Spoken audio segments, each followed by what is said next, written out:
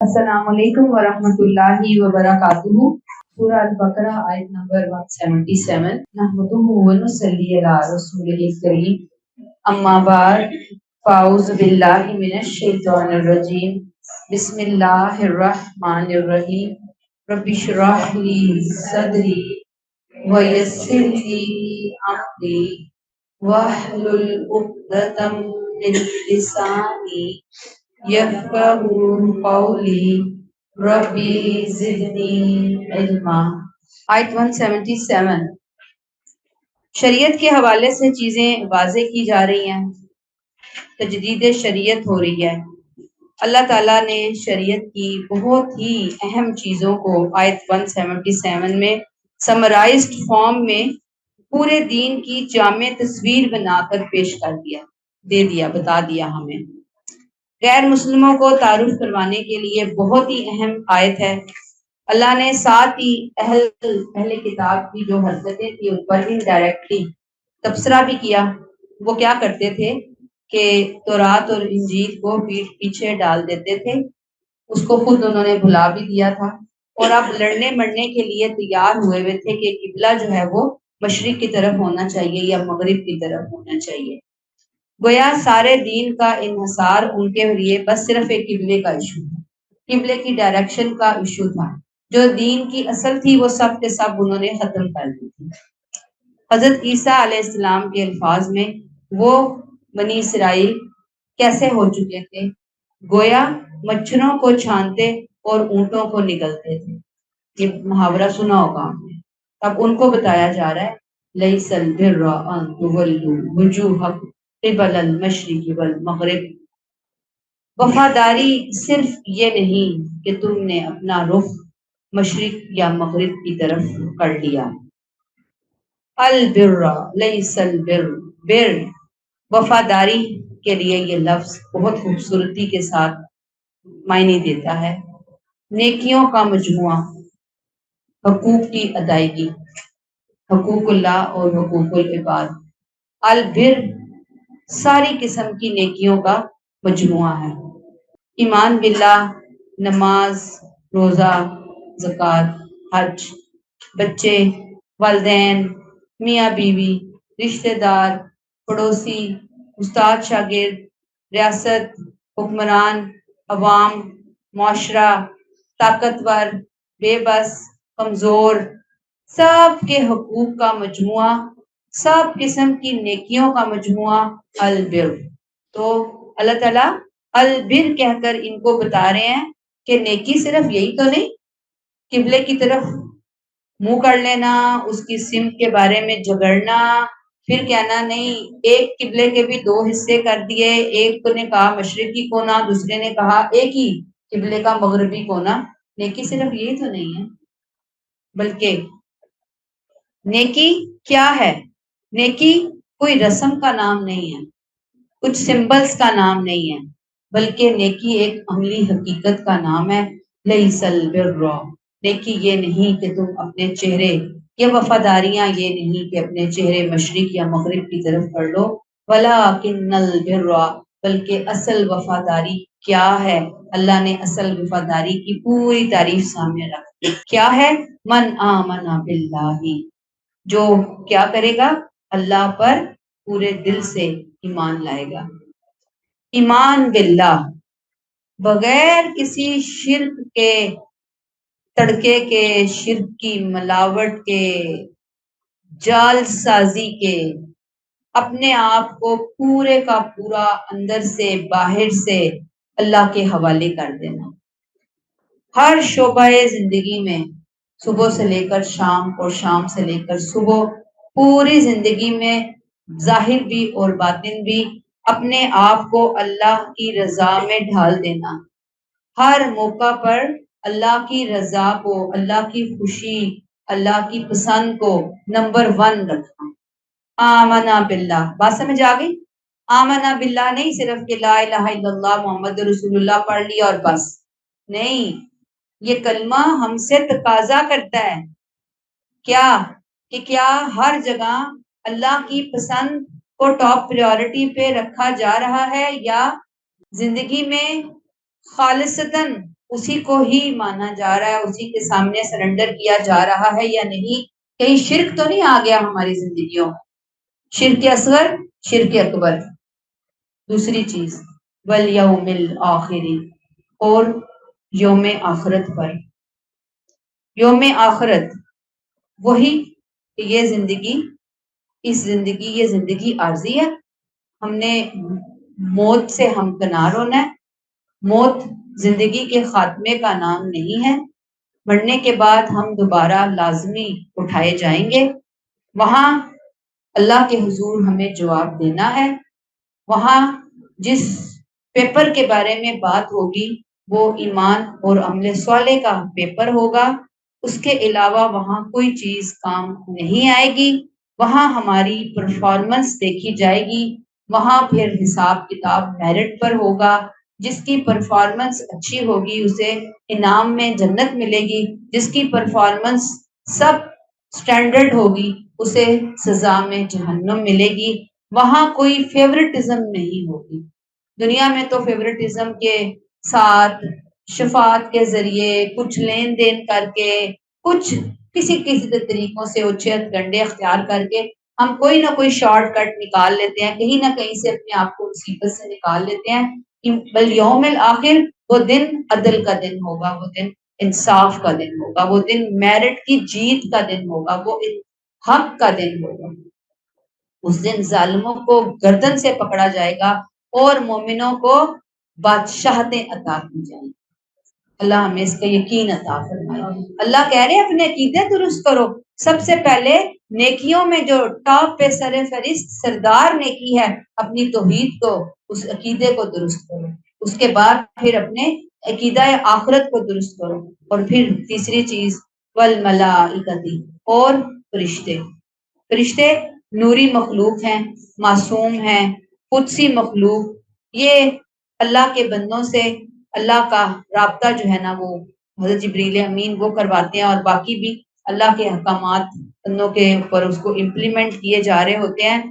اللہ کے جو رسول ہیں ہمارے لیے پیغمبر ہوتے ہیں، اور پیغمبروں کے لیے فرشتے جو ہوتے ہیں وہ اللہ کے رسول ہوتے ہیں۔ یعنی رسول دو معنوں میں آتا ہے، فرشتے بھی رسول ہوتے ہیں اور پیغمبر بھی رسول ہوتے ہیں۔ باقی فرشتے بھی موجود ہیں جو پوری کائنات میں پھیلے ہوئے اللہ کے حکموں کو مان رہے ہیں، عمل کا حصہ بنا رہے ہیں۔ اور پھر اگلی چیز والکتاب، کتاب، اللہ کی مختلف جو کتابیں پہلے گزری ان کے اوپر کس طرح سے ایمان لانا ہے۔ اللہ کی وہ کتابیں اپنے وقت کے لیے سچی اور برحق تھی۔ اب اس کے بعد اللہ کا آخری اتارا ہوا صحیفہ ہدایت قرآن ہمارے پاس آ گیا ہے۔ ہر معاملے میں ہمارے لیے جو قرآن پاک ہے وہ فائنل اتھارٹی ہے اللہ کی طرف سے، اس کا فائنل ڈیسیژن ہے۔ والنبیین، انبیاء انسانوں کے لیے اللہ کی طرف سے مامور ہوتے ہیں، واجب الاطاعت ہوتے ہیں، ان کا علم بے خطا ہوتا ہے، خطاؤں سے پاک ہوتا ہے ان کا علم، ان کا عمل، ان کی زندگی ہمارے لیے رول ماڈل، اسوہ حسنہ۔ ان سے محبت ہر شخص کے لیے ضروری، تمام انبیاء کو ماننا ہے، تمام انبیاء کا احترام کرنا ہے، اور اس میں جو آخری رسول تشریف لائے وہ نبی کریم صلی اللہ علیہ وآلہ وسلم ہے۔ اور یہ جو ایمان کی پوری بنیاد اس پہ رکھی گئی، اس کے بغیر جو ہے وہ ایمان ادھورا ہے۔ یعنی جو بتایا نا، ایمان باللہ والیوم الآخر والملائکہ والکتاب والنبیین، سب پہ ایمان لانا ضروری ہے۔ اگر ایک کو مانا ایک کو نہ مانا تو ہمارا ایمان پورا نہیں ہوگا، ایمان نامکمل ہے، ایمان ادھورا ہے۔ اگلی البر کی قسم، نیکی کی قسم، وفاداری کے تقاضے، وآت المال علی حبہ، اپنے پسندیدہ اپنے محبوب مال میں سے خرچ کرنا۔ قرآن میں اب ہم آگے پڑھیں گے تو حیرانگی ہوگی کہ اتنا زیادہ چیپٹر قرآن کا، اتنا زیادہ اس کی جو حصہ پورشن ہے وہ انفاق کے لیے ہے۔ اور انفاق میں ہمیں جو یہاں سے پتہ چل رہا ہے وہ یہ کہ اپنے محبوب مال میں سے دینا، اپنی پسندیدہ چیزوں میں سے اللہ کی راہ میں خرچ کرنا۔ علی حبہ، حبہ کا معنی کسی نے لیا اللہ کی محبت میں، اور پھر کسی نے لیا مال کی محبت کے باوجود، یعنی مال کی محبت کے باوجود اپنا مال اللہ کے راستے میں نکالا، یا اللہ کی محبت میں اپنا محبوب مال، اپنا پسندیدہ مال اللہ کے راہ میں نکالا. کیونکہ مال خرچ کرنا اللہ کے بتائے ہوئے راستوں میں یہ شیطان کرنے نہیں دیتا، بہت مشکل بنا کر اس کو پیش کرتا ہے. اللہ نے جو دیا استطاعت کی حد تک، یہاں آت المالا اللہ بھی نفلی خرچ مراد، یہ فرض والی بات نہیں ہو رہی، نفلی مراد ہو رہی ہے. کس کو دیں؟ اللہ نے جو ڈیزرونگ پیپل، ڈیزرونگ لوگ ہیں، اللہ نے خود ہی اس کی لسٹ بھی دے دی کہ ترتیب میں کس کو پہلے دیں گے، پھر دوسرے نمبر پہ، پھر تیسرے نمبر پہ. نمبر 1 ذوی القربہ، سب سے اہم حق کس کا ہے؟ رشتہ داروں کا. رشتہ داروں پر خرچ کا اجر کیا ہے؟ ڈبل. کیوں؟ ایک، آپ نے کسی کی ضرورت پوری کی، دوسرا آپ نے صلہ رحمی کی، تو اجر یہاں پر آ کر ڈبل ہو جائے گا. اور آپ دیکھیں کہ رشتہ داروں کے ساتھ تو عموماً زیادہ تر شیطان بننے ہی نہیں دیتا نا، نبھنے ہی نہیں دیتا، اکٹھا ہونے ہی نہیں دیتا، پیار محبت آنے ہی نہیں دیتا. مقابلے چلتے ہیں، جھگڑے چلتے ہیں، فساد چل رہے ہوتے ہیں. اور گھر کی کہانی بہت کم آپ کو آٹے میں نمک کے برابر ملیں گے لوگ کہ جہاں آپ کو لڑائی جھگڑے نہیں ملیں گے. ادروائز زیادہ تر فیملیز میں بس کلیشز ہی چل رہے. تو وہاں پہ انا کا بہت چکر ہوتا ہے، خرچ کرنا بہت مشکل ہو جاتا ہے، اور خاص طور پر اللہ کی رضا کے لیے. یعنی کیا لفظ بولا؟ اللہ کی رضا کے لیے. ون سائیڈڈ خرچ کرنا، ضرورت مند ہیں تب بھی اپنے رشتہ داروں پر خرچ کرنا، اور اگر غیر ضرورت مند ہیں ان سے بھی مالی معاملات چل رہے ہوتے ہیں، لین دین، گفٹس وغیرہ لیے دیے جا رہے ہوتے ہیں، ہم ان کے لیے کھانا پینا ادھر ادھر خرچ کر رہے ہوتے ہیں، تو وہ بھی ون سائڈ. یہ بہت ضروری بات ہے. یہ چیزیں ذہن میں بٹھاتے جائیں کیونکہ یہ بہت ضروری ہے. یہ تو قرآن پڑھنے کا مقصد ہے کہ یہ ہمارے عمل کا، ہمارے ذہنوں کا حصہ بنے. اور آپ دیکھیں کہ ترتیب کا خیال رکھنا بہت ضروری ہے. اب رشتہ داروں کو چھوڑ کر اگر وہ ضرورت مند ہے اور ہم باہر لاکھوں بھی خرچ کر رہے ہیں تو پھر اس کا کوئی فائدہ نہیں ہے. اصل پہلے نمبر پہ کون ہے؟ رشتہ دار، اس کے بعد پھر کوئی کو. اور اگر وہ غیر ضرورت مند ہے، ویسے ہی وہ اچھے کھاتے پیتے ہیں، تو پھر تو ایک کمائی کا ایک علیحدہ حصہ ہے نا جو ان کے لیے ہم نے نکالنا ہوتا ہے. اگلا والیتاما، یتیموں پر دینا، خرچ کرنا. یتیم کون ہوتے ہیں؟ جو اپنے باپ کے سائے سے محروم ہو چکے ہوتے ہیں، جن کی سرپرستی اور کفالت، ویسے تو ان کے جو سرپرست ہوتے ہیں والد کا بھائی ہے، ان کا والد زندہ ہے، دادا یا کوئی اور، وہ کرے گا سرپرستی، کفالت کرے گا. لیکن ویسے شرن اگر کوئی بہت ہی غریب ہے، سرپرستی کرنے والا کوئی نہیں ہے، تو پھر معاشرے پر عائد ہوگی اس کی ذمہ داری. معاشرہ، سوسائٹی رسپانسبل ہوگی. کیسے؟ میرے ارد گرد کوئی ایسا یتیم ہے کہ جس کو اس کی فیملی میں بھی کوئی لک آفٹر کرنے کی پوزیشن میں نہیں ہے، تو پھر اس کو لک آفٹر کرنا، اس کے اوپر پیسہ خرچنا، اس کے لیے معاملات کو سیدھا کرنا، اس کو ہینڈل کرنا، پھر وہ میری ذمہ داری بن جائے آٹومیٹکلی. یہ اللہ نے ترتیب بتائی ہے. پھر کس پہ خرچ کرنا ہے؟ والمساکین، مسکینوں پر. یہ نیڈی پیپل ہیں.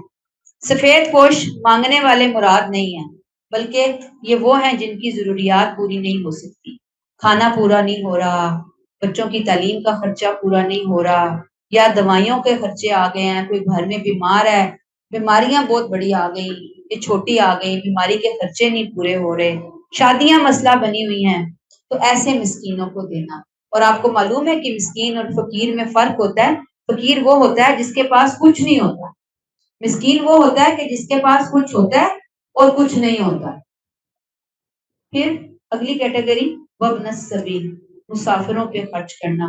اور آپ دیکھیں کہ آج کل کے مسافروں کی بات نہیں ہو رہی کہ جہاں پوری دنیا میں آپ فون کے ذریعے دوسرے سے کنیکٹ ہوتے ہیں، آپ کے بینک اکاؤنٹس ہوتے ہیں، آپ کے کریڈٹ کارڈز وغیرہ ہوتے ہیں، ایزی پیسہ اور 100 طرح کی ٹرانزیکشنز جو ہے وہ ادھر ادھر پوری دنیا میں ہم آرام سے بیٹھ کر کر رہے ہوتے ہیں. کہیں سے بھی آپ منگوا بھی سکتے ہیں، اپنے جاننے والوں سے اپنے ہی پیسے اٹھا سکتے ہیں. یہ اس زمانے کی بات ہے کہ جب مسافر بہت مشکل میں ہوتے، اگر وہ بیمار پڑ گئے، پیسہ ختم ہو گیا راستے میں، وہ لٹ گئے، کچھ بھی نہیں ہے، اب کوئی چیز نہیں ہے، اب وہ مسافر جو ہے، کون سا مسافر، چاہے وہ اپنے گھر میں کہیں لارڈ کیوں نہ ہو، بہت ہی امیر کیوں نہ ہو، لیکن اگر وہ راستے میں پھنس گیا ہے تو اب پھر جہاں پھنسا، جس علاقے میں پھنسا، جن لوگوں کے بیچ میں پھنسا، اب ان لوگوں کی ذمہ داری ہے کہ اپنے پیسوں میں سے کچھ پیسہ وہ ایسے مسافروں کو اٹھانے میں، ایسے مسافروں کی دوائی میں، ایسے مسافروں کو دینے میں وہ خرچ کرے۔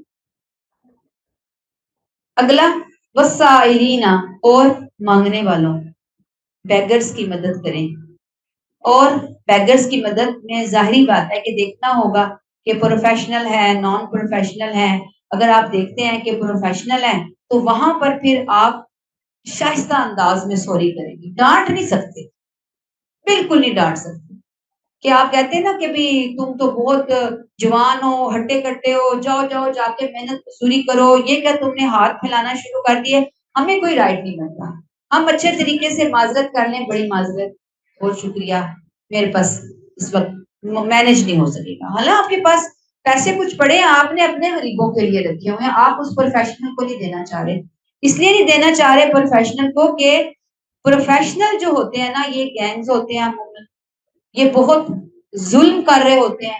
آپ راستوں میں، سڑکوں پہ، چوراہوں کے اندر دیکھتے ہیں کوئی نابینا بیٹھا ہے، کوئی معذور بیٹھا ہے، بعض دفعہ یہ خود ان کی آنکھوں میں سلائیاں مار کے انہیں اندھا کرتے ہیں، ان کے ہاتھ پاؤں کاٹتے ہیں، بچے وہ لے لے کے، چھوٹے چھوٹے بچے 6 مہینے کا، سخت گرمی سردی میں باہر پھر رہی ہوتی ہے، ایسے لوگوں سے تو بچے لے لینے چاہیے، وہ رائٹ ہی نہیں رکھتے کہ اتنی شدید گرمی میں ان معصوموں کو کیا قصور ہے۔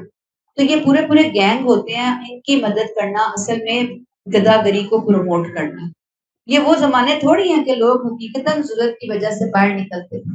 آج آپ کو آئے دن ایسے کیسز سننے اور پڑھنے میں ملتے ہیں کہ جب وہ پکڑا گیا ہے ایسے بھکاریوں کو، بعضوں کے پاس کروڑوں روپیہ نکلا ہے، بعضوں کے پاس لاکھوں روپیہ نکلا ہے، اتنے پیسے انہوں نے سیو کر کے حالت انہوں نے انتہائی بری بنائی ہوئی، باہر پھر رہے ہیں، مانگ رہے ہیں۔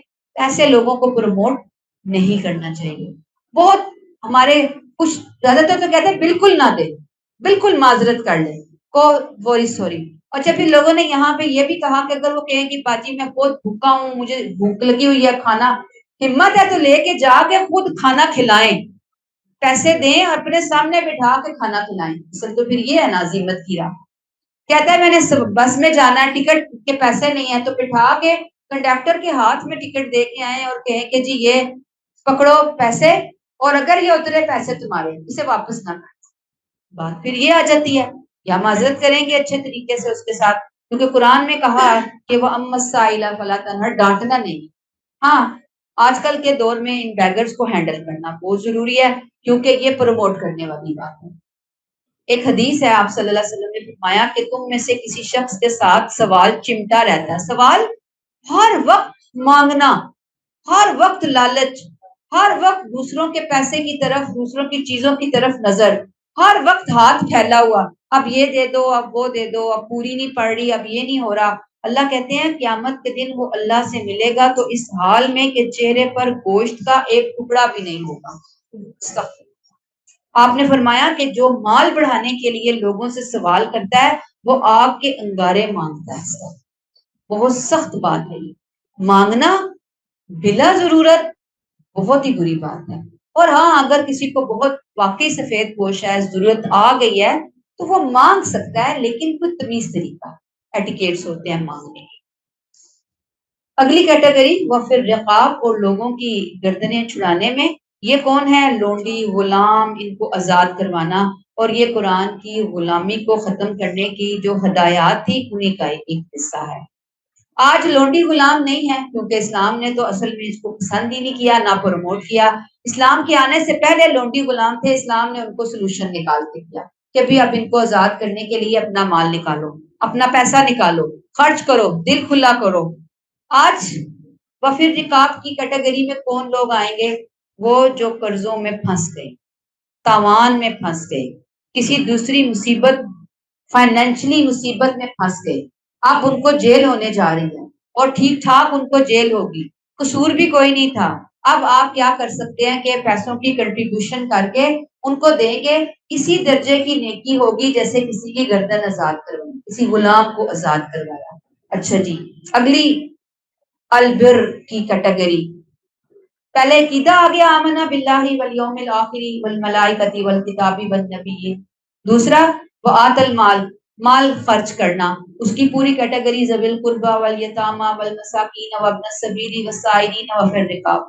اب تیسری کیٹیگری عبادات ہے، وَأَقَامَ الصَّلَاةَ وَآتَى الزَّكَاةَ، نماز کا اہتمام کرنا اور زکوٰۃ ادا کرنا۔ یہ ایمان پہلے آ گیا نا آمنا باللہ والیوم الآخر، اس کے بعد وآت المال، مال خرچ کرنا، تو یہ تیسرا وآت الزکوٰۃ کیوں آیا مجھے یہ بتائیں؟ وہ نفل تھا اور یہ فرض ہے۔ ایمان اور انفاق کے بعد نماز اور زکوٰۃ کا ذکر آتا ہے تو یہ چونکہ پھر میں نے کہا نا ایک ہی آیت میں ریپیٹیشن آئی ہے، دیکھنے میں ایک جیسا حکم ہے، ایک نہیں ہے، یہ بہت زمین آسمان کا فرق ہے اس کے اندر۔ عبادات کا ذکر عقائد کے بعد اور معاشرتی فریضے کے ساتھ آیا ہے تاکہ دین کا توازن اعتدال سمجھ آئے۔ فرض نمازیں، نفلی نمازیں، فرض زکوٰۃ، نفلی زکوٰۃ سب کو ادا کریں گے تو نیکیوں میں آگے بڑھ سکیں۔ ہم تو صرف زکوٰۃ ادا کر کے سمجھتے ہیں ہم نے وہ تیر مار لیا، زکوٰۃ تو بہت منیمم ہے، 100 روپے میں 2.5 روپے، 1000 میں 25 روپے، بہت منیمم۔ نفلی صدقات تو جو بھی اپنی استطاعت کے ساتھ دیتا ہے نکالتا ہے، اس کو ضرور نکالنے چاہیے۔ نیکیوں میں آگے بڑھنے کا، خود کو پالش کرنے کا ایک بہت بہترین طریقہ۔ اگلی کیٹیگری البر کی، والموفون بعہدہم اذا عاہدوا، وفا فرض، جب کوئی کمٹمنٹ کرتے ہیں، وعدے کرتے ہیں تو دنیا ادھر ہو جائے یا ادھر ہو جائے، بڑے سے بڑا نقصان اٹھا کر، جان کی بازی لگا کر وہ اسے پورا کرتے ہیں۔ آگے سورہ بنی اسرائیل میں ہم پڑھیں گے وَأَوْفُوا بِالْعَهْدِ إِنَّ الْعَهْدَ كَانَ مَسْئُولًا، اور وہ اپنے وعدے پورے کرو، بے شک وعدوں کے بارے میں پوچھ ہوگی۔ یہ اللہ نے بتا دیا۔ نبی کریم نے کہا اس شخص کا دین نہیں ہوتا جس شخص کا عہد نہیں، دین ہی نہیں ہے جس کا عہد نہیں ہے۔ یہاں پہ ذرا رکیں، ہم اپنی کمٹمنٹس کو کتنا لائٹ لیتے ہیں۔ کمٹمنٹ کچھ اور ہوتی ہے، کرتے کچھ اور ہیں۔ 4 بجے کا کہیں ہم نے پہنچنا ہے، جی ہم پہنچ جائیں گے، ہم آ جائیں گے، پہنچتے 1 گھنٹہ کم از کم لیٹ ہے کہ اس سے کیا فرق پڑتا ہے؟ آپ سوچیں والموفون بعہدہم اذا عاہدوا، صرف وعدہ یہ تو نہیں ہے نا کہ وعدہ کر کے میں نے کوئی اسٹیمپ لکھوایا، اچھا جی یہ میں اپنا وعدہ پورا کروں گا، یہ میری ڈیل ہو گئی، یہ ایگریمنٹ ہو گیا، یہ ہمارے درمیان بزنس ہو گیا۔ مختلف قسمیں ہیں عہد کی۔ میں آپ ڈیلی اپنی زندگی میں جو معاملات کر رہے ہوتے ہیں وہ ہماری یہ چھوٹی چھوٹی چیزیں ہوتی ہیں جو کمٹمنٹ کے دائرے کے اندر آتی ہیں، کہ ہم کہتے ہیں کہ ہم یہ کام یہ کریں گے، پھر کریں، سیدھے ہو یا الٹے ہو یا کمٹمنٹ نہ کریں۔ یہ بندہ مومن ہو کر اپنی کمٹمنٹ نہ پوری کرنے والا، قرآن والوں کو بہت سینسٹیو ہونا چاہیے۔ ہم کہتے ہیں او ہو میں تو بھول ہی گئی، تو بھولنے کی اگر آپ کو بیماری ہے تو ریمائنڈر لگائیں، الارم لگائیں، لوگوں کو کہیں کہ جی آپ ہمیں یاد کرا دیجیے گا، ہم بہت بڑے بھلکڑ ہیں، ہم تو کر ہی نہیں سکتے اپنی کمٹمنٹ پوری۔ تو اب بات یہاں پر یہ ہے کہ جو بات کرنی ہے والموفون بعہدہم اذا عاہدوا پوری کریں۔ اچھا پیرنٹس اپنے بچوں کے ساتھ 10 قسم کی کمٹمنٹس کر رہے ہوتے ہیں، ہم تمہیں لے کر جائیں گے سیر پہ، تم یہ کام کر لو، پھر ہم یہ کریں گے، پھر ہم تمہارے ساتھ وہ کریں گے، پھر جب وہ وقت آتا ہے تو پھر وہ بہانے بازیاں کر کے، کیونکہ پہلے ہی جھوٹی کمٹمنٹس ہو رہی ہوتی ہیں، اس میں کوئی حقیقت تو ہوتی نہیں ہے۔ آپ اپنی پرسنل لیول پر جا کے دیکھیں کہ کہاں کہاں ہم اپنی کمٹمنٹس کے ساتھ بد عہدی خود کر رہے ہوتے ہیں، اور یہ قابل پوچھ ہے۔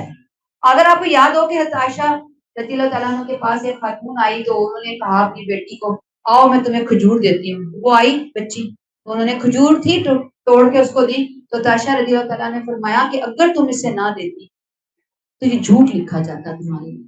ہم سمجھتے ہیں بچوں کا کیا ہے، ہم بچوں کو ویسے ہی بہلا لیتے ہیں، پھسلا لیتے ہیں، جتنے مرضی جھوٹ بولیں کوئی پوچھنے والا نہیں، پوچھنے والا ہے۔ بچوں کے ساتھ بھی ہم کوئی جھوٹ دھوکے میں نہیں بولیں گے، کمٹمنٹ وہ کریں جو نبھا سکتے ہیں، وہ بات کریں کہ جو ہم پوری کر سکتے ہیں، یہ بہت ضروری بات ہے۔ یاد دہانی کروانی ہے خود کو، موبائل میں، ڈائریوں میں، کیلنڈر وغیرہ ہوتے ہیں، سب کچھ۔ تو یہ جو ایفائے عہد کی اصل روح جو ہے نا وہ ایفائے حقوق ہیں، تمام چھوٹے بڑے حقوق اور فرائض، خواہ اللہ سے متعلق ہوں، خواہ مخلوق سے متعلق ہوں، خواہ وہ کوئی ریٹرن ڈاکومنٹیشن کے ذریعے وجود میں آئے ہوں یا کسی رشتہ داری کسی تعلق کی وجہ سے آئے ہوں، جیسے اللہ سے تعلق، رسول سے تعلق، والدین، میاں بیوی، دوست، احباب، رشتہ دار، پڑوسی، استاد، شاگرد، آقا، غلام، مالک، ملازم، قوم، ہر ایک کے ساتھ ہم کسی نہ کسی کمٹمنٹ کے اندر بندھے ہوئے ہیں، ہر ایک کے ساتھ کمٹمنٹ ہے، تو دیکھنا ہے ہم اپنی کمٹمنٹ کتنی نبھاتے ہیں، ہے یا نہیں؟ اچھا جی، والصابرین فی البأساء والضراء وحین البأس، اور جو تنگی، بیماری اور جنگ کے موقع پر ثابت قدم رہنے والے، والصابرین، آیت کا اینڈ ہو رہا ہے، اینڈ پہ اللہ تعالیٰ صبر کی صفت کو لائے کہ جو رکاوٹ آئے گی نا بہت زیادہ ادائے حقوق کے معاملے میں، ایفائے حقوق پورا کرنا، حقوق کو پورا کرنا، وہ جتنی رکاوٹیں آئیں گی مومن استقامت سے ان کا مقابلہ کریں گے۔ جو انسان ان آزمائشوں میں ثابت قدم رہتا ہے اللہ کی نظر میں وہ تقوی اور البر کے اعلیٰ مقام پر جاتا ہے۔ بس صابرین، ثابت قدم رہنے والے، ڈٹ جانے والے، بگوڑے نہیں، بگوڑوں کی ہمارے یہاں کمی نہیں ہے۔ آج امت مسلمہ اور پاکستانی بالعموم بالخصوص آپ لیکن دین سے تو بھاگے ہوئے، ذرا کوئی محنت کرنی پڑے، ذرا کوئی زیادہ جان مارنی پڑے تو بھاگ کھڑے ہونا ہمارا شیوا ہے، محنت نہیں کرنا چاہتے نہ دنیا کے کاموں میں نہ دین کے کاموں میں۔ تو اللہ نے کہا والصابرین، جو ڈٹ جاتے ہیں، محنتی ہوتے ہیں، قربانیاں کرتے ہیں، جان فشانی سے وہاں پر کھڑے ہو جاتے ہیں، وہ کہتے ہیں عزم و ہمت کی مثال بنیں گے، داستان بنیں گے، کیوں نہیں کر سکتے بھائی، ہم کر سکتے ہیں۔ صبر کے تین اہم مواقعوں کا اللہ نے یہاں ذکر کیا، تین حالتیں بیان کی، فی البأساء والضراء وحین الباس، فی الباسا تنگی، والضراء بیماری، وحین البأس جنگ میں ثابت قدم رہنے والے۔ صبر کیا ہے؟ خود کو نیگیٹو ریئیکشن سے بچانا، غلط باتیں زبان سے نکالنے سے گریز کرنا۔ اللہ ہمیں معاف فرمائے، جب یہ وقت کسی پہ پڑتا ہے پھر پتہ چلتا ہے اس کا صبر کتنا ہے۔ جیسے آپ کو بخار چڑھتا ہے پھر تھرمامیٹر لگا کے پتہ چلتا ہے پارا کتنا اوپر جا رہا ہے، فیور کہاں پہ پہنچا ہے، 99 پہ کہ 104 پہ پہنچ گیا ہے، وہاں پتہ چلتا ہے جب آزمائش کے اندر انسان ہائے دعائے واویلے چیخنا چلانا کرتا ہے۔ اللہ ہمیں ہدایت عطا فرمائے۔ صبر پھر اپنے آپ کو بچانا ہے نیگیٹو ریئیکشن سے، خاص طور پہ البأسا، یہ بأسا تنگی، مشکلیں، ہارڈ شپس، بأسائی، اس میں ذہنی ٹارچر بھی آ جاتا ہے، ذہنی پریشانیاں بھی آ جاتی ہیں، دل چیرنے والی کوئی کسی کو باتیں سناتا ہے، تانے دیتا ہے، وہ باتیں بھی آ جاتی ہیں، کوئی آپ کو ویسے ہی دل پریشان ہو گیا، بہت زیادہ دل کو چین نہیں آ رہا ہے، کسی نے کچھ کہہ دیا یا خود ہی دل بھر آیا اپنے پرانے دکھڑے یاد کر کر کے، پرانی ماضی کی باتیں، شکر گزاری تو ہوتی نہیں نا، وہ ہم اب کس حال میں ہے یہ نہیں آئے گا، وہ جو پچھلا گزار لیا نا اس کو یاد کر کر کے ٹسوے بہانا، میں تو کہتی ہوں مگر مچھ کے آنسو ہی ہوں گے پھر وہ تو کچھ نہیں باتیں یاد کرو، ختم کریں الحمدللہ، اللہ نے وہاں سے نکالا، اللہ نے ہمیں یہاں کھڑا کیا، پچھلی باتوں کو شکر گزاری کے طور پہ لیں کہ اللہ نے اس حالت سے نکال کر ہمیں اس حالت میں کر دیا، الحمدللہ اللہ تیرا شکر احسان ہے۔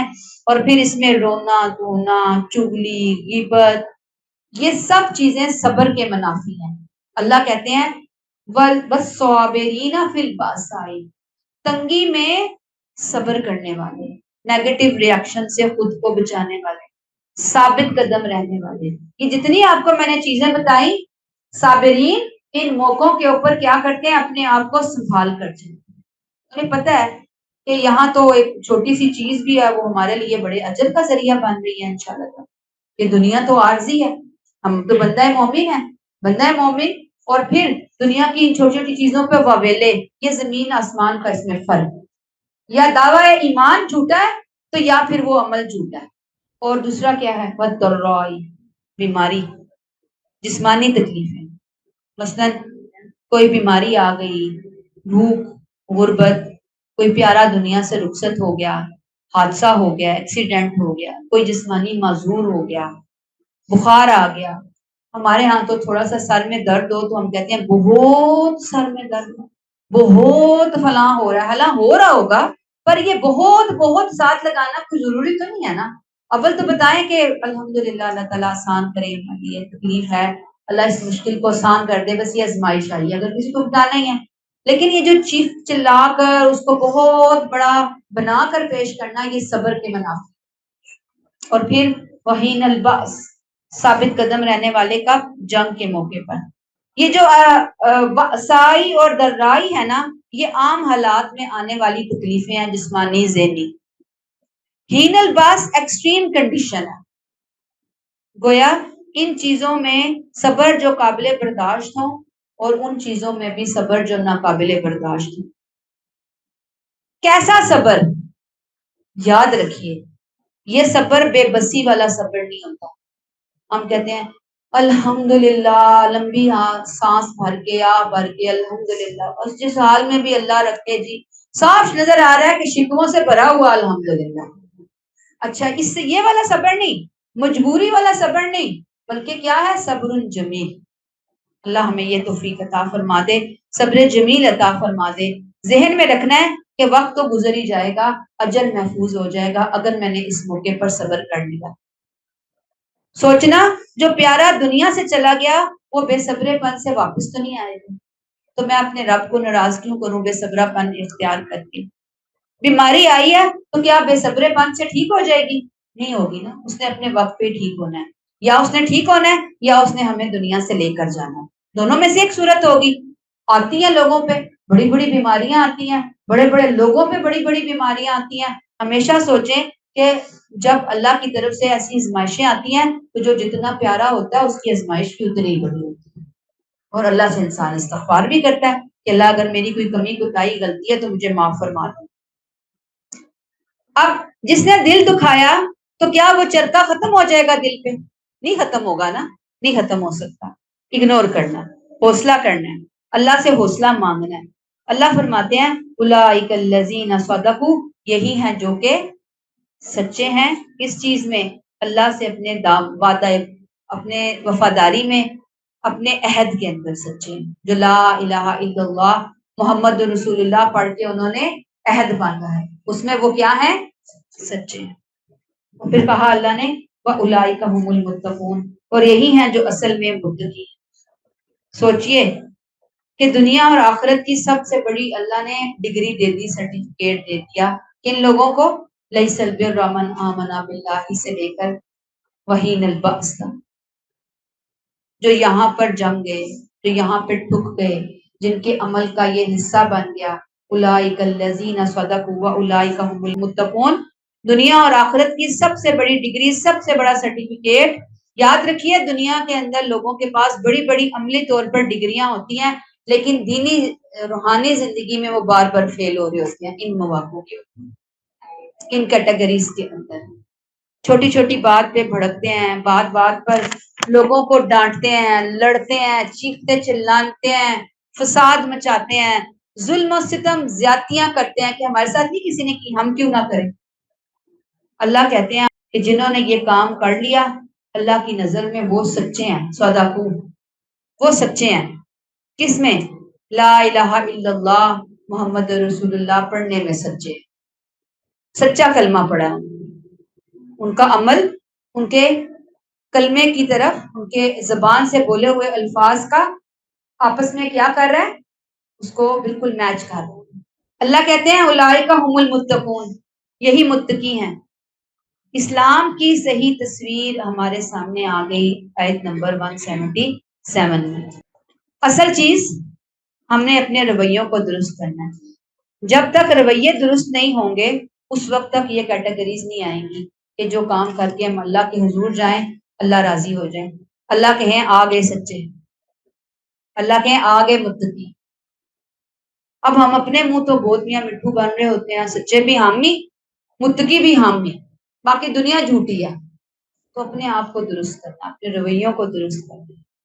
ان سچوں متقیوں کو اللہ کے وعدوں پر یقین تھا۔ کیا وعدے؟ جو اللہ نے اپنے نبی کے ذریعے کی۔ کون سا وعدہ؟ کہ اگر ایک کانٹا بھی چبھا تو اس کا بھی اجر ہے۔ انہیں یقین تھا تو جسے یقین ہو آپ مجھے بتائیں، وہ تو مشکلات سے بھی ہنستے ہنستے گزر جائے گا۔ امتحان مشکل ضرور ہیں لیکن ان کا اجر بھی بہت سا ہے۔ یہ بات اللہ کی کتاب کو سمجھے بغیر نہیں آ سکتی، لیکن افسوس کہ کتاب کے ساتھ ہمارا مسئلہ ہی بڑی عجیب سی بات ہے۔ جب کوئی مسئلہ ہوتا ہے، کوئی معاملات ہماری زندگی میں آتے ہیں، کوئی بیماری، کوئی پریشانی، کوئی دکھ درد تکلیف، کوئی فوت ہو گیا، ہم کہتے ہیں کہ چلو جی یہ اللہ کی کتاب پکڑو، یہ سپارے سپارے بانٹو، یہ سارے بیٹھ کے پڑھ لو اور ختم کرا لیا، اللہ اللہ خیر سلام۔ سوچیں امتحان ہمارے بچے کا ہے اور ہم اس کی سلیبس بک پھاڑ کر چیپٹر چیپٹر صفحے صفحے کر کے 2 صفحے اس کو پکڑا، 2 اس کو پکڑا، 2 اس کو پکڑا، بچہ پاس ہو جائے گا امتحان میں؟ ہم نے اس کتاب ہدایت کو ایسی ہی کتاب بنا دی۔ یہ آئی تھی ہمیں ہدایت دینے کے لیے، یہ آئی تھی ہمیں راہ دکھانے کے لیے، یہ آئی تھی ہماری دنیا سنوارنے کے لیے، یہ آئی تھی ہمیں آخرت میں اونچا مقام دلوانے کے لیے۔ آج ہم نے اسے مردوں کی کتاب بنا دیا۔ یہ کتاب آئی تھی زندوں کو پڑھ کر اپنے عمل کو بدلنے کے لیے۔ ہم نے اس کتاب کا کیا حشر حلیہ بگاڑ دیا۔ سمجھے بغیر پڑھ پڑھ کے ہم نے تو اپنے آپ کو کہا کہ پتہ نہیں ہم کتنے نیک پرہیزگار ہیں، پورے سال میں ہم شاید 10 قرآن پڑھتے ہیں، 20 قرآن پڑھتے ہیں، رمضان میں ہم اتنے قرآن پڑھتے ہیں، ہم کے ساتھ تو کوئی نیک ہی نہیں ہے۔ نیکی یہاں پہ بتائی جا رہی ہے۔ بہرحال لیسن کیا ہے اس آیت کا کہ غیر مسلموں کو دعوت دینی ہے تو یہ قرآن اور دین کا بہترین تعارف، بہترین چہرہ بتا رہی ہے یہ آیت۔ یہ دین اسلام، یہ کہتا ہے ہمارا رب، یہ حکم دیتا ہے مسلمانوں کو۔ رسم و رواج، تعصب، ذات برادری کوئی اہمیت نہیں رکھتی، اللہ کا حکم ہے یہ۔ دوسرا، ایک ایک حکم کو اپنے عمل میں لانے کے لیے اللہ سے دعائیں، محنت، کوشش، اپنے بچوں کو بھی سکھائیں، لسٹ بنائیں کہ کس پورشن پہ ہمیں زیادہ محنت کرنی ہے۔ اللہ ہمیں توفیق عطا فرمائے، اللہ اس کو ہمارے عملوں کا حصہ بنا دے، آمین ثم آمین۔ آگے آ جائیے آیت نمبر 178۔ اب آپ دیکھیں کہ یہ وہی احکامات والی بات چل رہی ہے نا، دین کے عملی تقاضے، اجتماعی نظام عدل سے متعلق ہدایات دی جا رہی ہیں، شریعت کی تجدید ہو رہی ہے نا، تو یہ وہ بات بتائی جا رہی ہے۔ سورہ بقرہ کا پہلا حصہ بنی اسرائیل سے خطاب تھا، اب امت محمدیہ سے براہ راست خطاب کے مطابق چل رہا ہے یہ والا حصہ۔ اب آیت 178 میں جان کی حرمت کی بات ہو، پھر آگے چلیں گے مال کی حرمت کے بارے میں پڑھیں گے۔ یا ایھا الذین آمنوا کتب علیکم القصاص فی القتلی، اے لوگو جو ایمان لائے ہو، جو لوگ تم میں سے قتل کر دیے جائیں ان کا قصاص تم پر فرض کر دیا گیا۔ کتبہ یہ فرض ہے، یہ کسی انسان کے جذبات کا حصہ نہیں ہے، صرف حکومت اور کورٹس کی ذمہ داری ہے کہ اگر ان کے دائرہ اختیار میں کوئی قتل ہو جائے تو قاتلوں کا سراغ لگا کے انہیں قانون کے مطابق سزا دینا، یہ ان کی ذمہ داری ہے۔ کس کی ذمہ داری ہے؟ کورٹس کی اور گورنمنٹ کی ذمہ داری ہے۔ القصاص فی القتلی، قصص کسی کے پیچھے اس کے نقش قدم پر چلنا، اسی سے یہ اس سزا کے لیے استعمال ہوا جس نے مجرم کے ساتھ وہی معاملہ کیا جائے جو اس نے دوسرے کے لیے کیا۔ اب مرڈر کیس آ گیا، اس میں قصاص کی بات کو سمجھایا جا رہا ہے۔ عرب جاہلیت میں بہت دھاندلیاں ہوا کرتی تھیں، طاقتور افراد قتل کے جواب میں قاتل کے پورے خاندان کو قتل کر دیا۔ باثر لوگ اپنے قاتل کو بچانے کے لیے دوسرے افراد کو، کسی غلام کو، کسی مرد کو، کسی عورت کو قصاص کے لیے پیش کر دیا کرتے تھے۔ بڑا جرم کرتا تو چھوٹے کو سزا کے لیے گردن پکڑوا دیتے تھے۔ میں نے کہا نا کہ معاشروں میں بہت ناانصافیاں، بہت ظلم، بڑی دھاندلیاں چل رہی تھی۔ اس آیت 178 میں اللہ نے بالکل کلیئر کر دیا کہ جس نے قتل کیا ہے وہی قاتل ذمہ دار ہے، کسی اور کو ٹچ نہیں کرنا، کسی اور کو قربانی کا بکرا نہیں بنانا، قاتل ہی کو قتل کیا جائے گا۔ اور یہ کیا ہے؟ کتبہ، کتبہ علیکم، یہ تم پر فرض ہے، یہ کوئی نفل نہیں ہے، یہ آپشنل نہیں ہے، چاہو کرو چاہے نہ کرو۔ پھر آگے اللہ نے اس فرض کی ڈیٹیل بتا دی، کیا کہا؟ الحر بالحر والعبد بالعبد والانثى بالانثى، قاتل آزاد ہے اس کے بدلے میں آزاد قتل کیا جائے گا، قاتل غلام ہے اس کے بدلے میں غلام قتل کیا جائے گا، اگر قاتل عورت ہے تو اس کے بدلے میں عورت کو ہی قتل کیا جائے گا۔ اس آیت سے اللہ نے سب قدیم اور جدید ناانصافیوں کا خاتمہ کر دیا۔ اللہ نے کہا کہ ادنا ہے، اعلیٰ ہے، امیر ہے، غریب ہے، شریف ہے، گناہگار ہے، آقا ہے، غلام ہے، سب آدم اور حوا کی اولاد ہیں۔ اس کو ایک ہی سطح پہ رکھا جائے گا۔ اگر کوئی شخص معاشرے میں کسی حیثیت کا یعنی کہ رکھتا ہے مقام، کوئی اسٹیٹس ہے، اس کا کوئی کلاس ہے، upper class, lower class, middle class, یہ ہم نے بنائی ہوئی، اللہ نے نہیں بنائی، تو کسی کی ترجیح نہیں بننی۔ قانون کی نظر میں، انصاف کے معاملے میں، عدالت کے اندر، قانون کی نظر میں سب ایک جیسا برتاؤ کرے گا۔ جس نے قتل کیا وہی اس کے بدلے میں اس طرح کا ہی انسان قتل کے لیے پیش ہوگا، یعنی وہی قاتل آئے گا اور نہیں آئے گا۔ پھر فرمایا فَمَنْ عُفِيَ لَهُ مِنْ أَخِيهِ شَيْءٌ فَاتِّبَاعٌ بِالْمَعْرُوفِ وَأَدَاءٌ إِلَيْهِ بِإِحْسَانٍ۔ البتہ اگر کسی قاتل کے لیے اس کے بھائی کی طرف سے کچھ رعایت کی گئی تو معروف طریقے کے مطابق اس کی پیروی کی جائے گی اور خوبی کے ساتھ اسے ادا کیا جائے گا۔ یعنی مقتول کے وارث اگر قاتل کے ساتھ نرمی برتنے کے لیے تیار ہوں، اس کے قتل کی سزا معاف کر دیں، وہ کہیں کہ ہمارا بندہ تو چلا گیا، ہم معاف کرتے ہیں اس قاتل کو، تو اس کی اجازت ہے، یہ رعایت ہے، وہ قاتل کو معاف کر سکتے ہیں، اللہ نے اجازت دی ہے۔ خون بہا قبول کر سکتے ہیں، جسے دیت بولتے ہیں۔ خون بہا کیا کہلاتا ہے؟ دیت۔ وہ چاہیں تو دیت بھی نہ لیں، اور جو بھی ہو 90% کیسز میں مجرم کے لیے معافی کا فیصلہ کرتے وقت مقتولین کے وارثین کی رائے کو اہمیت دی جائے گی۔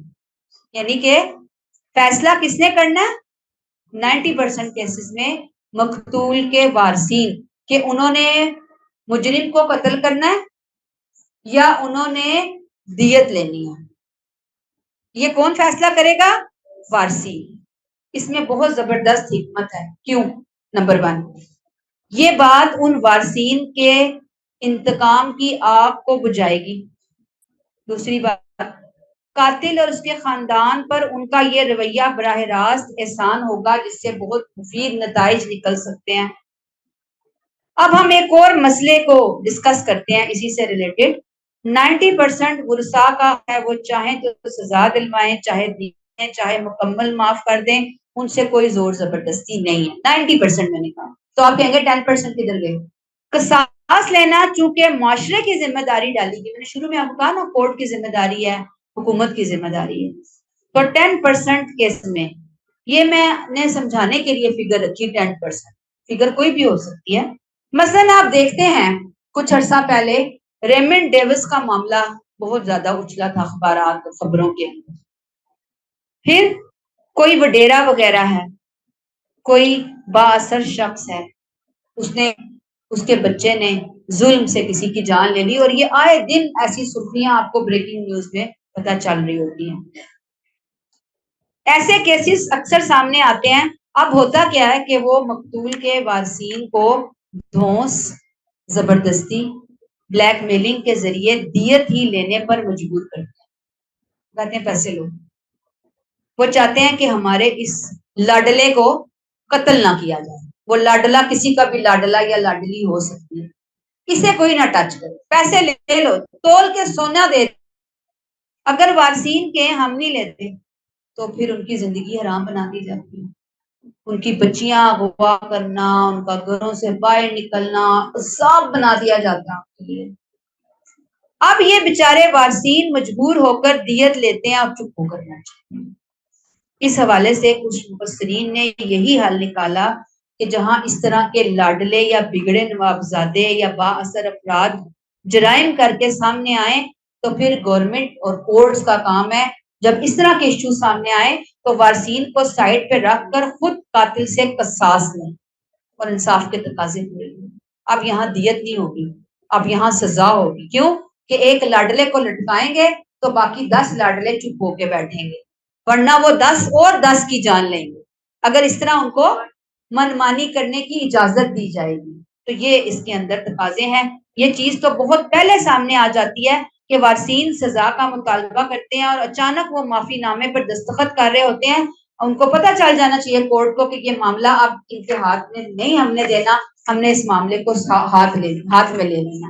فَاتِّبَاعٌ بِالْمَعْرُوفِ وَأَدَاءٌ إِلَيْهِ بِإِحْسَانٍ 2025-26 کے لیے نوٹیفیکیشن جاری ہوا ہے کہ جو دیت ہے اس کی اماؤنٹ ہے آج کل 2025-26 میں گورنمنٹ آف پاکستان نے اس کو جاری کیا ہے 98,28,670 روپے مقرر کیا، گویا 1 کروڑ کے قریب دیت جو ہے وہ مقرر کی گئی ہے۔ ٹھیک ہے، جزاک اللہ خیر، اس کو ہم یہاں پہ نوٹ بھی کر لیں گے اپنے نوٹس میں۔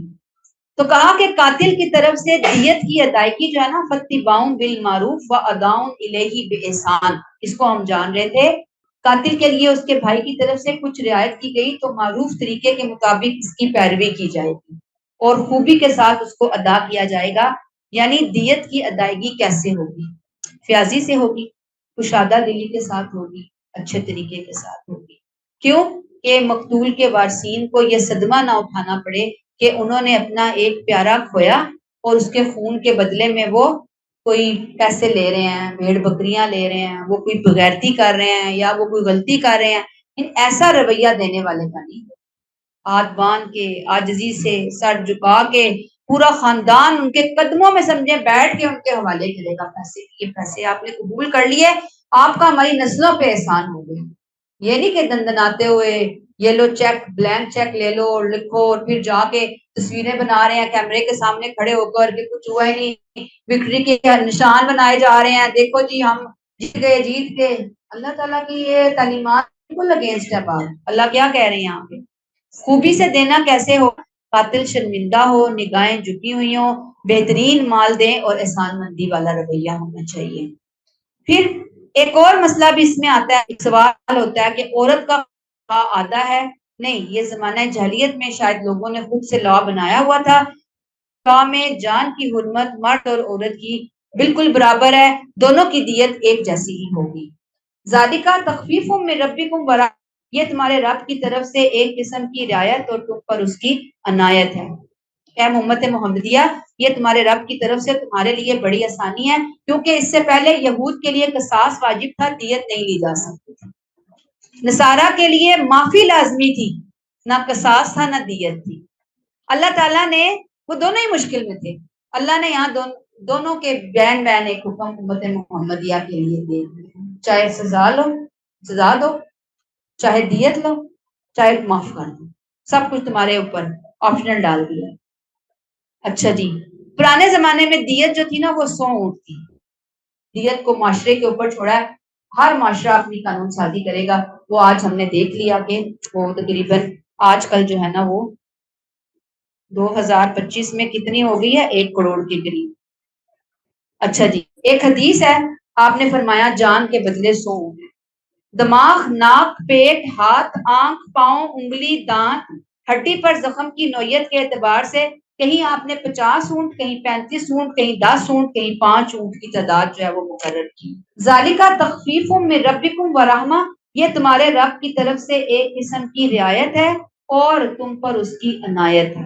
فرمایا فمن اعتدی بعد ذلک فلہ عذاب الیم، اس کے بعد جو زیادتی کرے تو اس کے لیے دردناک سزا ہے۔ یعنی حرمت جان کا اصل حق تو یہی تھا کہ جان کے بدلے جان ہی دی جاتی، لیکن اللہ کی عنایت کے اس معاملے میں رعایت دی کہ ایک زندگی کو موقع ملے۔ اب اس رعایت سے کوئی شخص غلط فائدہ اٹھانے کی کوشش نہ کرے۔ اب اس ٹکڑے میں دونوں فریقین کو تنبیہ ہے کہ ایک دوسرے پر ظلم و زیادتی کی کوئی خفیہ پلاننگ نہیں ہونی چاہیے کہ اب ہم دیت دے دیتے ہیں، دیت لے لیتے ہیں، بعد میں ہم انہیں چھوڑیں گے نہیں، ہم خاموشی کے ساتھ انہیں نقصان پہنچائیں گے، ابھی ہم انہیں مالی نقصان پہنچاتے ہیں۔ اب جو فریق راضی نامہ ہو چکنے کے بعد زیادتی کرے گا وہ اللہ کے غضب کا مستحق ٹھہرے گا۔ ٹھیک ہے جی، اگلی آیت پڑھ لیتے ہیں۔ وَلَكُمْ فِي الْقِصَاصِ حَيَاةٌ يَا أُولِي الْأَلْبَابِ لَعَلَّكُمْ تَتَّقُونَ، تمہارے لیے قصاص میں زندگی ہے اے عقل والو، تاکہ تم حدود الہی کی پابندی کرتے رہو۔ اللہ نے کیا کہا؟ معاشرے کو تلقین کی گئی، قصاص کے معاملے میں سستی نہیں کرو، چشم پوشی، جانبداری، بیجا رحم، مروت نہیں۔ جو کسی کو قتل کرتا ہے وہ کسی ایک کو قتل نہیں کرتا بلکہ وہ قانون کو قتل کرتا ہے، وہ قانون جو سب کی جانوں کی حفاظت کا ضامن ہے۔ گویا اس نے سب کو قتل کر دیا، لہٰذا اب سب کی ذمہ داری ہے کہ وہ اس کا قصاص دے کر اس ضمانت کو بحال کریں جس میں سب کی زندگی ہے۔ وَلَكُمْ فِي الْقِصَاصِ حیات، قصاص میں زندگی ہے۔ کہیں گے آپ تضاد نظر آ رہا ہے، بظاہر تو قتل کا بدلہ قتل سے لیا جا رہا ہے، موت ہو رہی ہے، زندگی کیسے ہے؟ کہ زندگی کا ضامن ہے کہ اگر قاتل کو قتل نہیں کیا جائے گا معاشرے میں فتنہ پھیل جائے گا، فساد بڑھ جائے گا، چاکھا کھل جائے گا لوگوں کا، انتقامی قتل ہونا شروع ہو جائیں گے۔ لیکن جب ہم قصاص کے قانون کو نافذ کریں گے تو جرائم کی ہوگی۔ گویا قصاص صرف انتقام نہیں بلکہ سوسائٹی کی زندگی کی حفاظت کا ضامن ہے۔ اسلامی معاشرے میں اگر قصاص کا صحیح نظام ہو تو قتل کا گراف واقعتاً زیرو لیول کی طرف جائے، صحیح معنوں میں اگر ہو۔ سورہ مائدہ میں اللہ نے فرمایا جس نے ایک جان کو بغیر کسی جان کے بدلے یا فساد کے قتل کیا گویا اس نے تمام انسانوں کو قتل کیا۔ یہ بالکل ایسے ہے کہ کچھ جرائم جو ہے نا وہ انفیکشیس ڈیزیز کی طرح فوراً اگر ان کو روکا نہ جائے تو وہ معاشرے میں پھیلتے ہیں اور سب کو بیمار کرتے ہیں۔ جیسے کینسر ہے، اگر اس کو ٹانگ میں سے کینسر شروع ہوا اور آپ ڈاکٹر کہتے ہیں کہ ٹانگ کاٹ لی جائے تو پورا جسم، لیکن اگر ٹانگ کو ہمدردی کی بنیاد پہ نہ کاٹا جائے اس سے پورا جسم جو ہے وہ گھر سڑ جائے گا، مر جائے گا۔ اللہ کہتے ہیں یا اولی الالباب، اے عقل والو، اے عقل والو، عقل والے ہی اس قصاص کی حکمت کو سمجھتے ہیں۔ اللہ نے عقل والوں کو ہی قصاص کی حکمت کی طرف متوجہ کیا۔ اگر قاتل کو قتل لوگ پھر کیا ہوگا؟ بغاوت میں اتر آئیں گے، لوگ ذاتی انتقام لیں گے، ہوگا نا، پھر ایک کی جگہ 10 قتل ہوں گے، پھر وہاں سے اٹھیں گے لوگ، وہ اس کے گھر والوں کو قتل کرے گا، قتل کی تعداد بڑھ جائے گی۔ لیکن اگر یہی قانون نافذ ہو گیا تو لوگ پھر اس خوف سے، جرائم سے بچیں گے۔ اے عقل والو اس میں زندگی ہے، لعلکم تتقون، تاکہ تم حدود الہی کی پابندی کرتے ہو۔ اب یہاں ایک اور سوال ہے، ابارشن، بچوں کا ابارشن، یہ عمدن قتل نفس، بچے کا مالک اللہ ہے، ہم اسے اپنی مرضی سے نہیں مار سکتے ورنہ ماں قاتلہ شمار ہوگی۔ یہ بات یہاں پر اچھی طرح جان لیجئے۔ اور جو لوگ ان کو یہ مشورے دیتے ہیں کہ ہاں ہاں ابارشن کروا دو، آؤ میں چلتی ہوں لے کر، یا اس کے لیے کوئی نیگیٹو فیلنگ ہونا ابارشن کے لیے، تو ایک بچے کو قتل کرنے کی ذمہ داری جہاں اس کے اوپر ہے، ماں پر ہے، ساتھ دینے والے کو۔ تو یہاں پہ ہم روک لیتے ہیں۔ سبحانک اللہم و بحمدک، نشہد ان لا الہ الا انت، نستغفرک و نتوب الیک۔ السلام علیکم و رحمۃ اللہ وبرکاتہ۔